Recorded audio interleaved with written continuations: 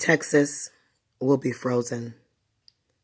Police officers will be frozen. Children, families will be frozen.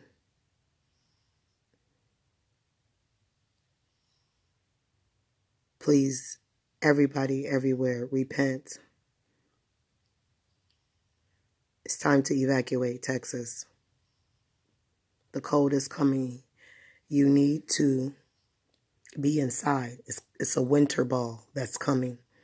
Please, you need to make sure that you have wood. You need to make sure that you're around a fireplace. People will be frozen solid. It will be the day after tomorrow.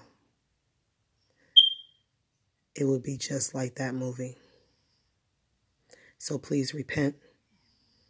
Please prepare and get warm things. It will be frozen, and you will be frozen for quite some time. Please prepare. Please prepare. It will be ice all over the world.